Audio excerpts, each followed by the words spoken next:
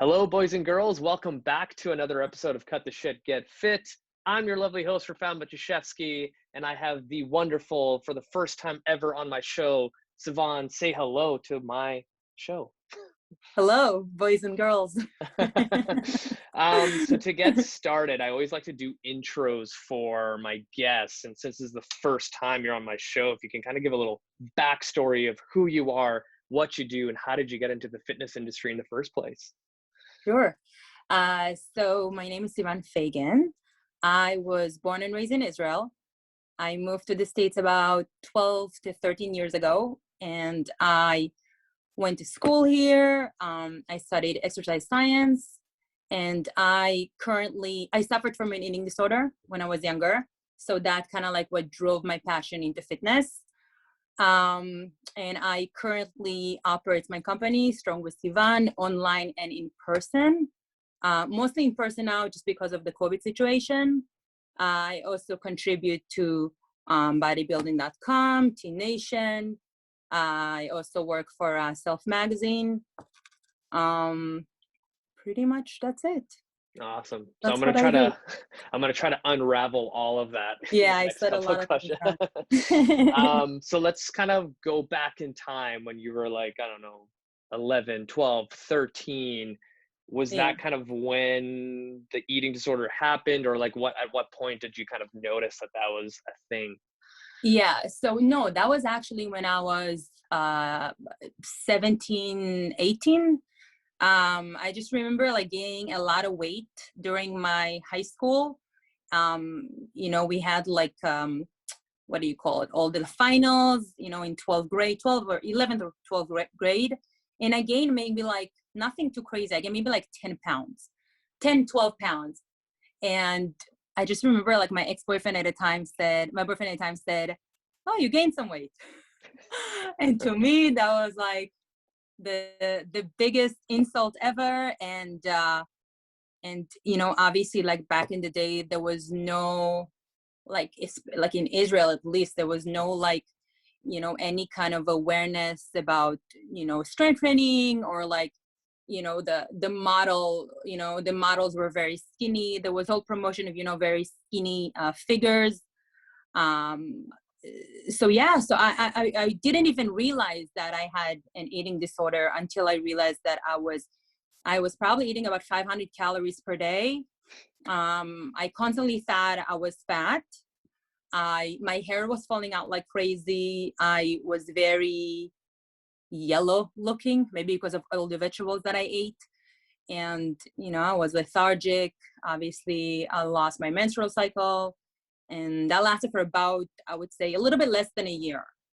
And then when I remember just like reading an article online, and I remember like thinking to myself, like, I would rather be like, I would rather, I thought that I would have to gain a lot of weight in order for me to, I forgot the sentence that I said. I would rather be skinny than, I forgot. Whatever. My mind was very like an all or nothing type of mindset.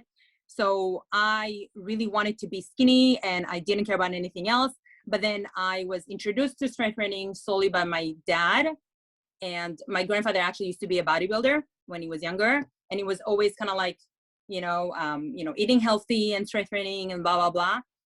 But I slowly got into it, and then I really loved the way it made me feel. Like, that's what I remember. Like, again, I was very young, I was 18, but I remember just really loving the whole empowering, and building my body. And even though like I didn't initially love the weight gain, I just felt good. I had energy, and I was just at a point that I didn't really care about what other people think. And then I got really hardcore into the bodybuilding, and I was really passionate about it for years. Awesome. Nothing competitive, but I was very passionate about it. So now I'm kind of curious, like the culturally, because like my wife is Filipino, and it's very common at like family gatherings where if you haven't seen an aunt or an uncle in a very long time and they haven't seen you, the first thing they'll say is like, wow, you gained a lot of weight. And that's just like part of their culture, because if you're not Yeah. skinny, you're not like good enough to their standards. So I'm kind of curious, in like Israel, like, is there anything like that when it comes to So standards for women? yeah, so Israelis are very blunt. They Yeah. will tell you if they think that you're gaining weight, they'll tell you, hey, you're gaining weight. Yeah. But no, in Israel, I mean, there was never like, I mean, I don't like our culture. I think, and honestly, I don't really remember that much. I know that now there's a promotion of all, more curvier bodies and more, Mhm. fit bodies and all that. But again, back in the day, I feel like your role models were, runway models, and they were all extremely, extremely, extremely skinny. And I always had like a very fit figure. I was never like the skinny girl. I always looked like athletic, even though like I didn't work out. So for me to lose a ton of weight, and so right now, for instance, I weigh 150 pounds. I don't know how much is in kilo, divide by 2.2. But back then I weighed 50 kilos. So time 2.2, so I weighed 110. For me, for my body type, it was extremely skinny, like because my hair was falling out, everything. I showed all the characteristics of an anorexic individual. So I mean, yeah, I mean, but again, I just remember like my, as a teenager, my role models, were skinny women. There was no discussion about fitness or strengthening, nothing. I remember when I started strengthening at the gym, I was the only woman, the only girl, the only woman at the gym lifting weights with the men. Literally, there was no one. So we're talking about 2005, right? Yeah. Yeah, 2005 in Israel. Yeah, because that was gonna be kind of my next question. Is like, how popular was weight training among the Was female really not. population? It was Yeah, really not. Like I loved it, and I actually I love being part of the men, part of the group. yeah, It was fun. I enjoyed it, but there was really no awareness, nothing. And I remember because I moved to the States after 3-4 years, and I remember like all the comments on my pictures on Facebook back from like 2010, 2009, 2010 were like, what did you do to your body? Or like, what are these muscles? Like, but I honestly, I didn't care, because here already in 2010, there was more awareness. yeah. That's where we start like building up more and more awareness and fitness, and all those magazines, Oxygen magazines, Hers magazine. So I was literally reading these magazines like crazy. Yeah, it's weird to me too, like when, a female decides to, put their health first as a priority and they start like getting some muscle mass. And then out of nowhere, there's these like trolls on the internet that just feel that they need to tell you that your muscular look is not good enough or it's too muscular. And I'm like, why do you care so much? Like, it doesn't make sense to me. It's so weird. I know. I feel like it's usually like, honestly, I rarely have women coming and telling me like, oh, you're so big or you lost your femininity. It was always men, and it was always like Yeah. those skinny men. So I feel like maybe they were jealous. I don't know. I don't know. I Oh, don't know. probably, Yeah. probably.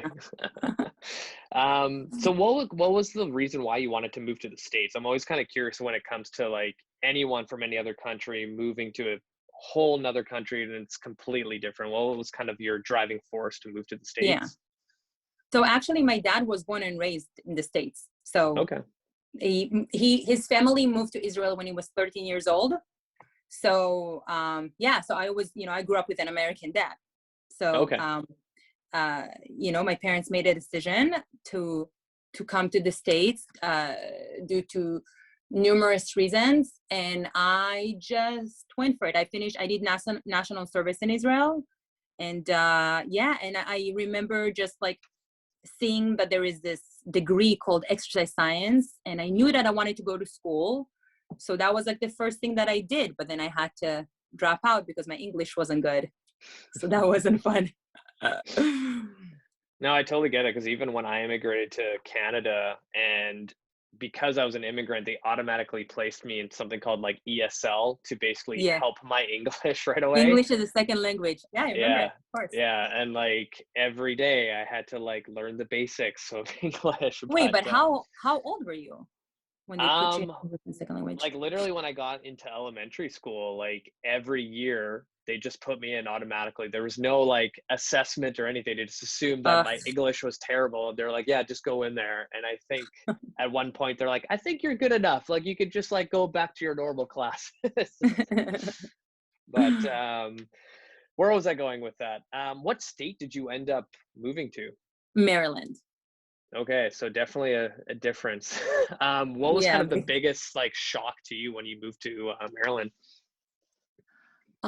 Let's see. I think cultural wise, Hmm. I guess I think I told you like Israelis are very blunt and they're very like said that they're rude. We're not rude. We're just like we're honest, you know. Yeah. So yeah, like just that you know we're not sugarcoating anything. We're very honest. Definitely warm, you know, more like touchy than Middle Eastern. You know, if you meet someone, you give them a hug and a kiss, even if you've never met before. That's very not American, right? Yeah. So I guess the culture aspect was, yeah, like as far as like, like, you know, like personal space, you know, in Israel, there's no such thing. Yeah. um, you know, you know, the bluntness of Israelis versus American. Um, yeah, I mean that's pretty much the food. Okay, so not culture but the food. I remember like coming here and going to restaurants. So we're going to talk about nutrition a little bit. Yeah, so going to restaurants, and I remember like literally probably the first week that I landed here, and they brought the food. I don't even know what it was, but I remember just thinking to myself like, is this all for me? Like, this is way too much food. Like probably like 3-4 times the amount of, you know, the amount of food I would get in any other, you know, restaurant in Israel. So yeah, that's in terms of that, in terms of like the nutrition and you know, the fruits and vegetables for sure in Israel taste better, for sure. But yeah, other than that, I mean, you know, my family was with me, and my dad has, you know, family here as well. So yeah, it was an easy transition, but for sure because I was very focused on school, and I was very focused on, you know, learning as much English as I can, and you know, and working and all that. So I really, yeah, I just, you know, dove right in. So Nice. So now let's fast forward. You come to America. You're now training as a trainer. Tell me your experience of like your first personal training client, because that's always a good story. let's see, the first person I don't know if she was the first. Honestly, I still train her. Oh, nice. Gosh, yeah, it's been, oh God, from 2000. It's been she was the end of 2000, beginning to, so literally I've been training her for like 11-10 years, with probably a 2-year break we did, two Hmm. 3-year break I want to say. But oh my God, she was among my first clients, and she came, she wasn't, you know, she wanted to tone up, lose some weight, blah blah blah.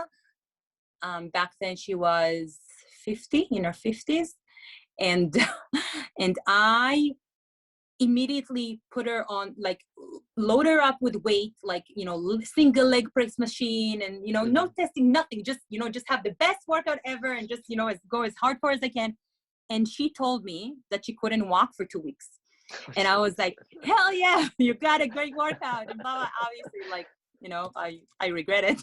But yeah, obviously, like, as a new trainer, you always think that, you know, if your clients are sore, and if they're fatigued after a workout, then they had an amazing workout, which is clearly not an indication of a good workout, of an effective workout. So yeah. It's funny when you like think back of like even like 2 years ago, and you're just like, I can't believe I used to do that. I can't Oh believe my people God, that's paid me so to do true. that. I know. The more you learn, that's so true, especially like in the fitness industry. I feel like Yeah. the more you learn, the more you realize, like, yeah, that there's so many things that you didn't know that you should be doing or that you shouldn't be doing. And then, but that's a good thing. You always learn and you grow, and, you know, so yeah. Yeah. So the next thing I kind of want to chat about is like when COVID hit, how much did that impact your training business? Like, what were you doing pre-COVID and how did you adapt to today's kind of reality with COVID? Yeah. So honestly, it did not hit at all. Okay. Quite the opposite. I'll tell you why. So the main reason is because first, I think that my clients are so amazing and they really, they if I tell them to do something, they know how to do it. They know I'm very anal about, nuances of any of exercises and all that. And they know the benefit of exercising and they enjoy training. And they know that some of them, right, know that if I'm not there, they're not going to do it, period. I know as much as people want to say that, right, my goal is for them to do it on their own. But let's be honest, a lot of people, and they tell me, look, if you're not here, I'm not going to do it, period. So I'd rather, to spend time with you and to improve my health and do it. And I know that I'm getting, the best and I'm doing the best for my health and my quality of life and all that.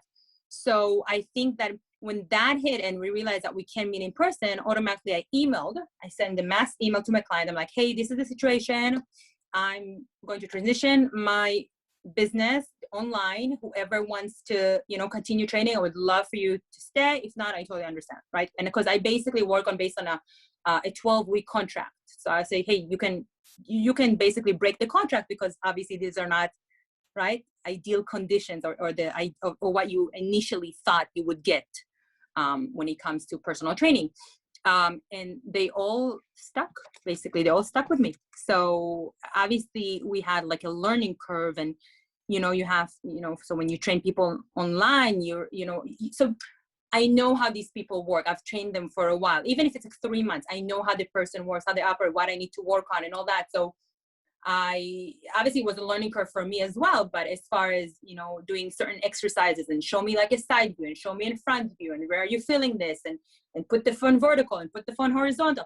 So yeah, we spend some time on the logistics, but at the end of the day, I think when we got back last year already, when we initially, around like June, July, when we were able to meet in person, a lot of them didn't lose any strength. And like, oh my God, like they were all like, I can't believe I didn't lose strength. I can't believe like, I managed to build more strength.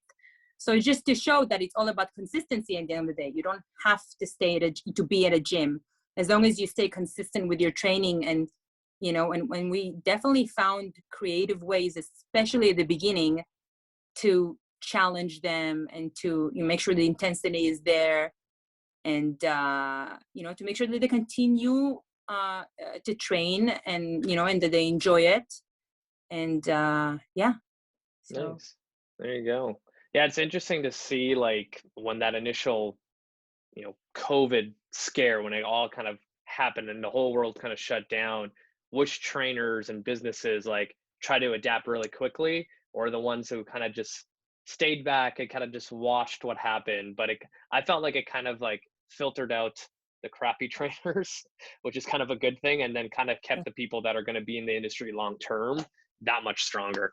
That's right. And don't forget also, because now, you're able to meet your clients in Zoom, and I don't meet everyone in Zoom now. Like whoever wants, I give that option. Or maybe like if someone sees me twice a week, so one in Zoom and one in person.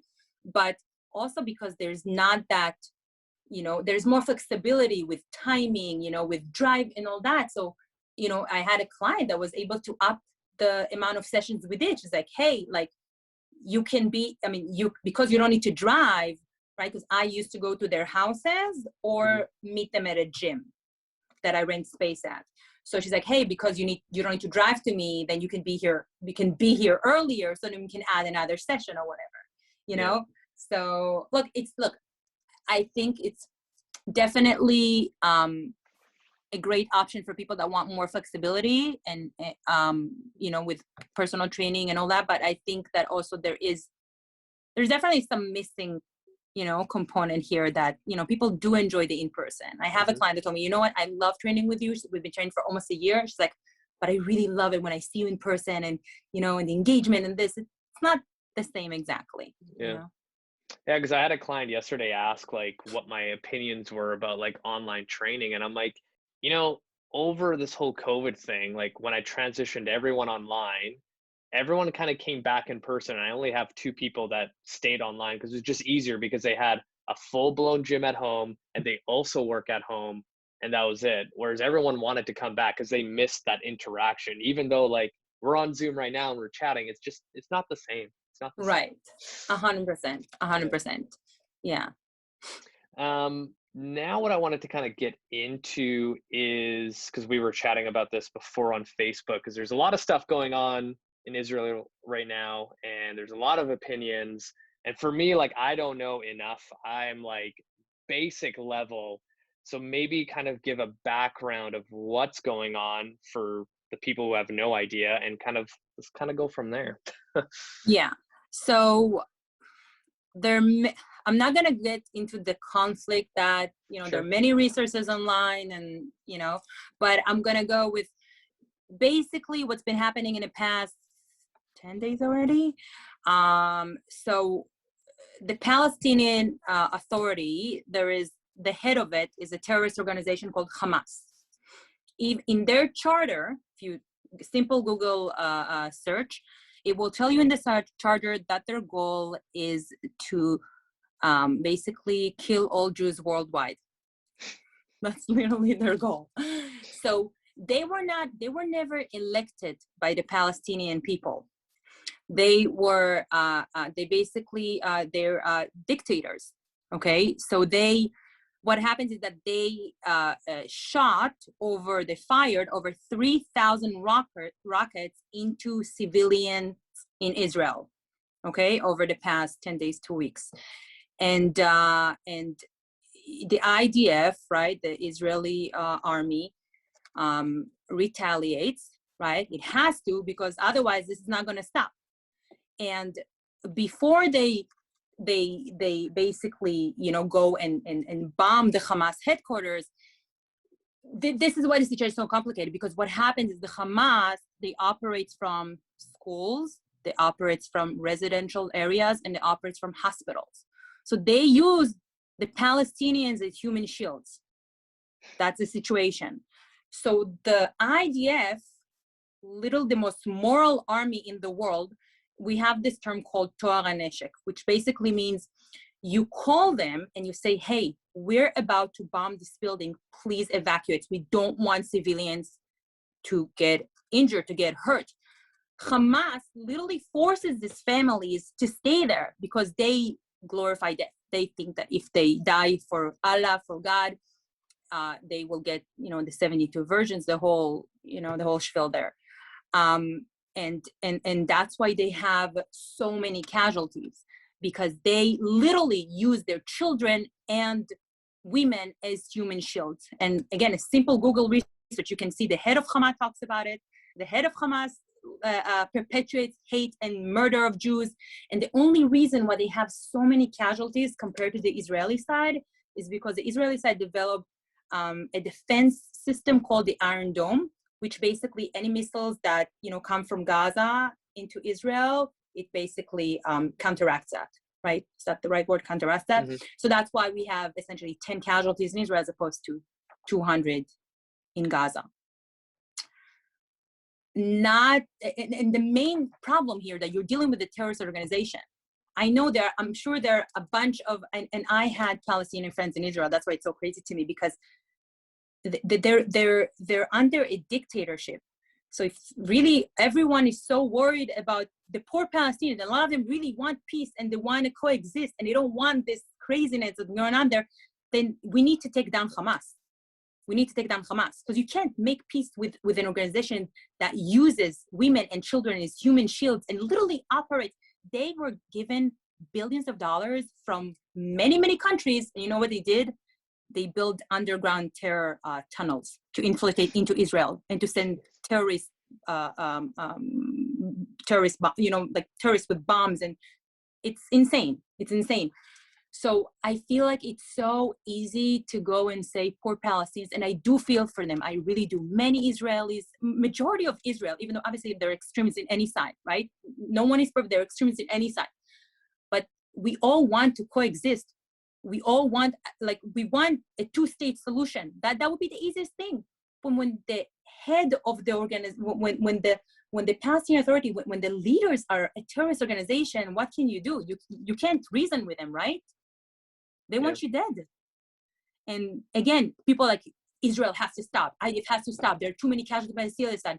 But what can you do so Israel has to stop, right? But they keep on shooting. If Israel didn't have the Iron Dome, thousands of Jews, thousands of Israelis would be dead now. I talk to my family almost every day. Thank God the Israeli government, they invest in bomb shelters. They invested in the Iron Dome, billions of dollars. And it's Israel never started it, and again, I feel for the Palestinians. We're like, what can you do? I always ask people, like, if it was your neighborhood in the United States, in Jersey, in LA, in New York, what would you do? You have rockets coming to you. The only reason your family is not hurt because you have the Iron Dome. What would you do? Would you stop? Would you turn off the Iron Dome and say, you know what, hit us?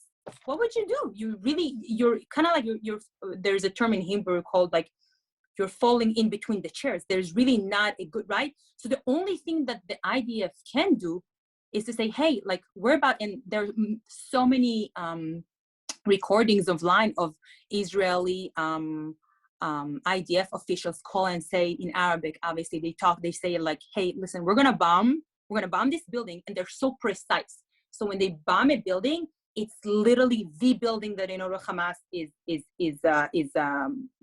resides in. So like, we're gonna bomb this building, please evacuate. They drop off flyers. They call every family in the building, say, please, please, please evacuate. We don't want any civilian casualties. But that's what happens. Hamas is literally forcing them to stay in the building so they can show this is how many Israeli just killed, or just they just don't evacuate because they wanna die for God, and they're willing to sacrifice their kids. At the end of the day, this is what happens every day. The people they glorify death. That's what it is. They glorify death. Again, not everyone. I know not everyone, but it's just just a shitty situation all around that there is no one solution. So I literally just made a post about it. I'm like, if you're all really so worried about the Palestinians and you really do care for them, so we need to go, right? All of the countries, everyone that, pro-Palestinian. And again, you can be pro-Palestinian and you can be pro-Israel. It's not one or another. You can be against Hamas. I say we need to free the Palestinians from the Hamas. That's for sure. And for instance, like they were just about to have an election. Literally, I want to say maybe like a week ago, and this is what happened, right? Mm-hmm. Meaning they didn't have an election for over 14 years.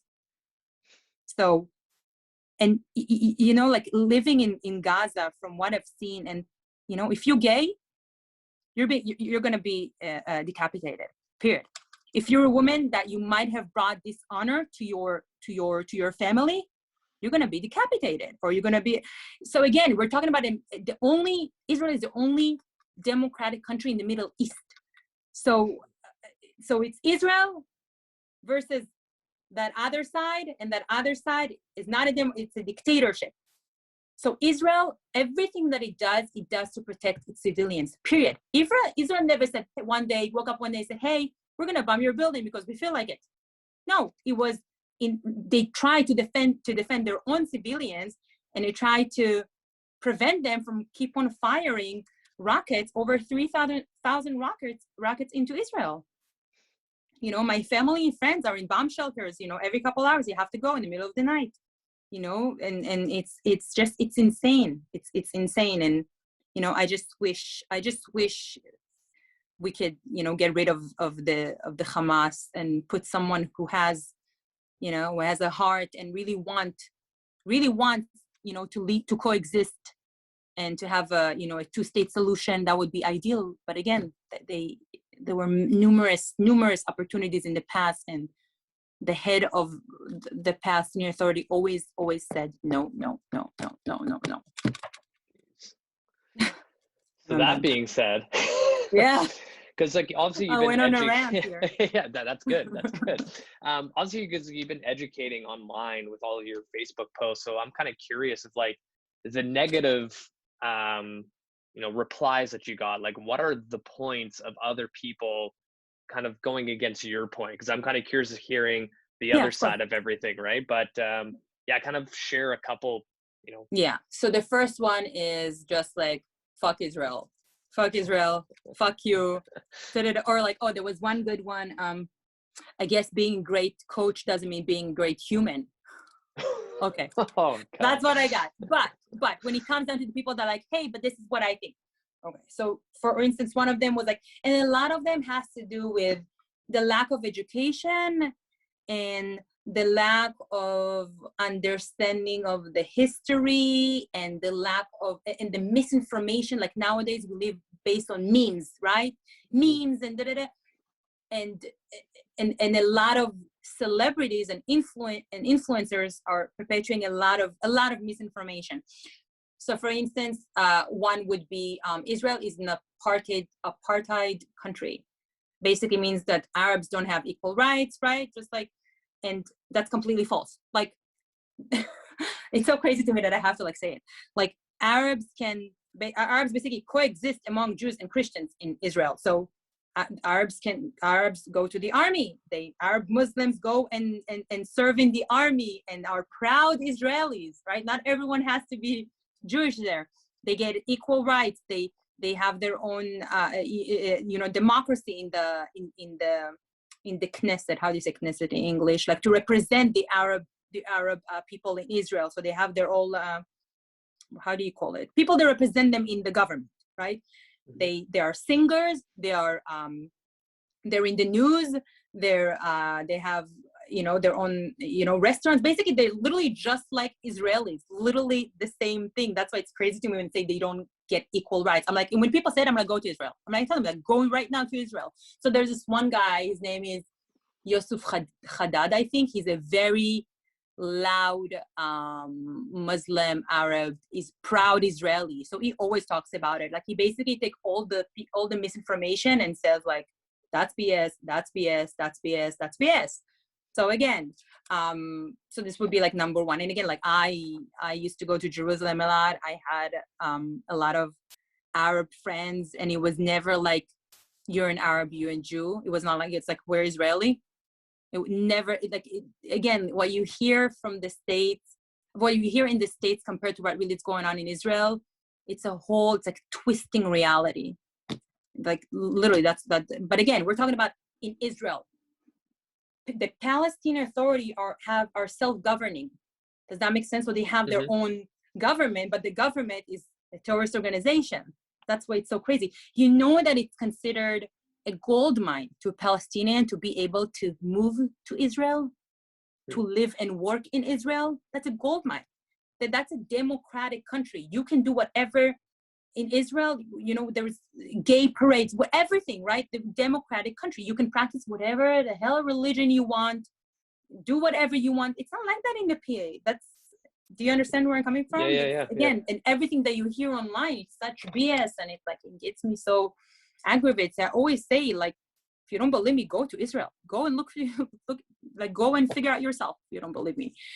They say that also Jews took the land from the poor Palestinians. Well, that's not true. Jews and Arabs always lived in the area, which was ruled by many different nations, I guess, throughout the history. But at the end of the day, whenever they wanted to have, right, because essentially Israel is, right, the land Israel is mentioned in the Torah, the Jewish Bible, over 700 times. In the Quran, right, the Muslims Bible, it's mentioned 0 times, except for Jerusalem, which is mentioned as except for Israel, which is mentioned as the land of the Jews. So literally, that's the only time it's mentioned in the Quran, the land of the Jews. So, right, so throughout the history, there were always Arabs and Jews there, always. Now, this is what happened.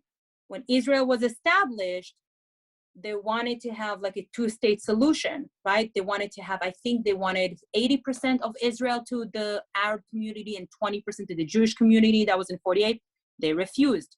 Not only did they refuse, all the Arab nations attacked Israel. There were many, many wars along the years. But at the end of the day, every time where there was a peace offering, they never took it. Even if it means, again, 80% of the Arab population, even though they have how many countries all over Israel, around Israel, how many, 8 surrounding Israel, how many worldwide? They refused. And then not only that refused, right, that attacked Israel. So every time there was any kind of effort done, and not only that, in 2006, I remember, because that was a little bit before, after we left. Yeah, so we gave the whole Gaza Strip. So the whole Gaza Strip was given, right, to the Palestinian Authority, hoping that it will bring some peace, but no, it didn't. So again, I feel like it's on one hand, it's a complex situation. On the other hand, it's not, because I do feel for the Palestinian people 100%. Do Israelis wish they're dead? No, of course not. But again, when you have no one to talk to, and the way that I explain it to people that I talk to, and especially the people who are not Israelis, not Jews, don't really understand anything about, like my clients, for instance, right? They don't know what's going on. So I tell them, like, imagine if like ISIS took control over the United States, right? And they control it. That's it. You're not going to do anything. You have to cover your hair as a woman. You have to, dress modest. Like, imagine that. This is what's going on there. So can anyone talk to them? No, you can't. They want death. They want to see blood. They think in their charter, in the Hamas charter, it says, at the end of the days, every rock and tree will tell you, son of God or son of Muhammad, come to me. There is a Jew behind me. Come and kill them. That's in the charter. So that's what you're dealing with. Jeez. But again, as I said it a million times before, not all Palestinians think that. So the people that are there, not everyone thinks that, but it's the people that control those locations, the Gaza and the West Bank, that's the problem. So then what can you do? Really, what can you do? I always ask people, like, if you're in Israel, if you're the Israeli government, again, they're not perfect, 100%. No one is perfect, right? But what would you do? If it was your family, 3,000 rockets are being shot towards your family. The only reason they're not dead because you have something that's protecting you, the Iron Dome that your country developed over the years, because this is the situation. It's been going on for years. What would you do?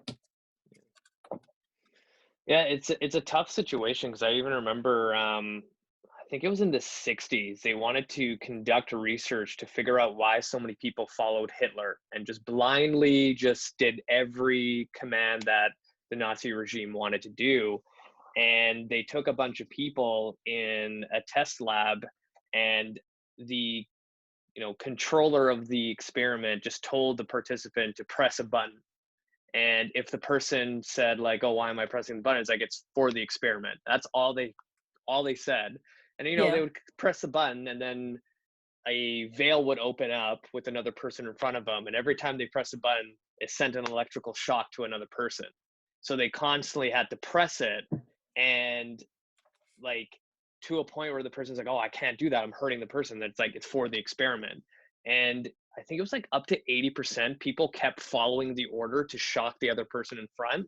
And I think it was maybe 6 years ago, they recreated that experiment to see, like, oh, the 60s was a long time ago. People's like moral ethics are probably better now. Same result. So it's crazy, because like, any kind of dictator in any country that decides to rise up above and present whatever ideals that they have, it's going to happen over and over and over again. And it's just a really, really tough situation. It's terrible. And right now, you know what, because there's so much hatred online, and like I said, it's like the cool thing to hate on Israel now. Especially, a lot of celebrities and influencers. There's a wave of anti-Semitic attacks on Jews now, like in LA, and I get messages from people, from colleagues, from friends all the time. Hey, I live in LA. This is the situation in New York, in Canada, in Italy. They had a whole, like, hundreds of people cheering "Hail Hitler." It's insane. And you're like thinking about it, like this is our time to like not be quiet, and and really be loud about it. And and this is scary, because again, like now we have social media, and social media is so powerful. So when you have like celebrities that have over 50 million followers. Israel is only like 7-8 million Israelis, right? Christian, Muslim, whatever, right? Israelis are only has only population of 8 million people there. So we're talking about celebrities with over 50 million followers, and they post all these memes and pictures and this without even context or understanding, or even setting a foot in Israel to see how things are there. That's why it's so toxic, and it's really and it's scary. And it's scary. And like you see these videos of, right, I think it was in London, that people were like, fuck the Jews, rape their daughter, or something like that, along these lines. And it's scary. Like, you know, it's scary, and it's a shame. And, you know, and I you know what, I'm so grateful that, you know, the platform, I don't have a huge platform, but the people that do follow me online, I really, and obviously I got some not so nice messages, but a lot of them, I made a post yesterday in the story, and I'm like, hey, listen, this is a situation, like I appreciate your support, I appreciate your engagement in my DMs, but honestly, I cannot keep on posting fitness content when this is going on in my homeland. And I'm going to use my platform for the time being, you know, to get as much awareness and education, you know, on the situation. And, you know, and I hope, you know, you engage with me and all that. And it's been like really good, honestly. Like I've noticed I haven't, you know, lost followers or anything like that. And, you know, I do appreciate it, because I think that, you know, as much as I'm passionate about, you know, fitness and using my platform from education, there are also things, you know, in the world, like, especially because, you know, I'm originally from Israel, that I need to, you know, use my voice and use my platform, you know, to bring, you know, to educate people, just like I do with fitness. Same thing here. Yeah, but it hasn't been, you know, it's been tough almost 2 weeks, but I'm gonna go to Israel soon, so I'm excited. In 7 weeks, let's hope that Nice. this is it will end by then with minimum casualties on both sides. Yeah.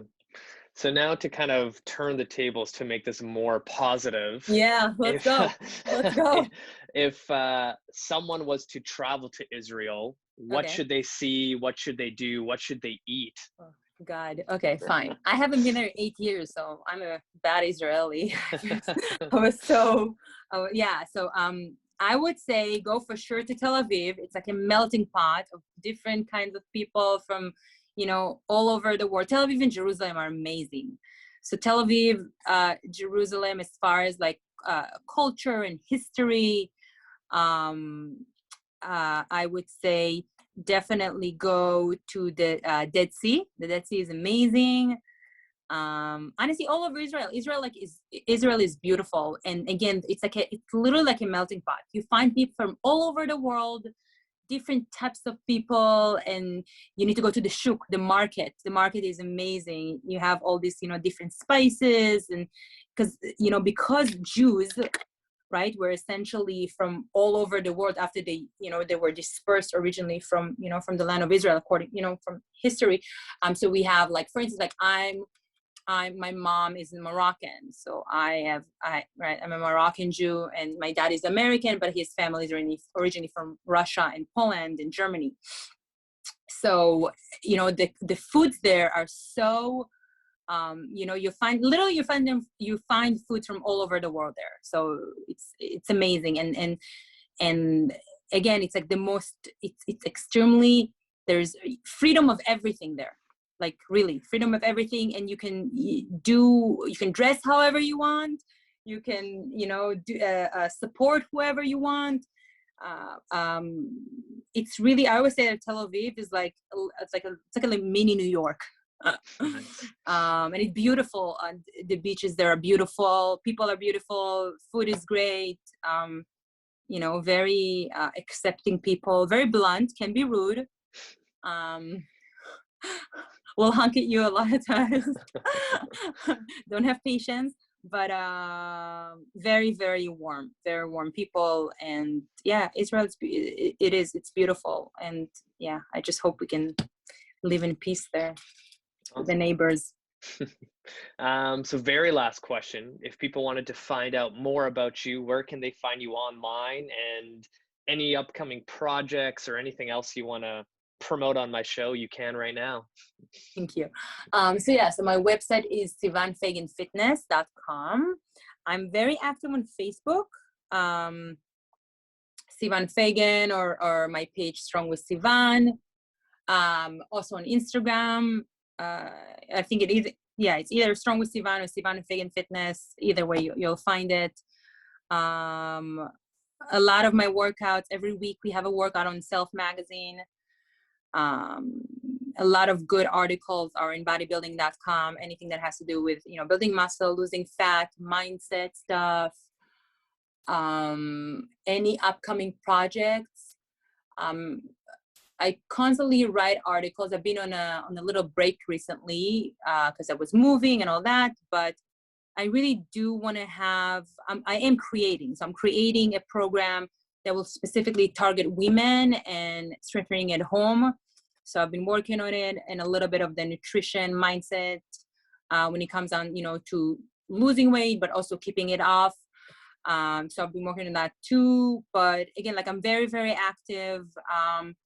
I like to interact with people. I never ignore any comments or anything like that. And I just try to bring, as much value as I can.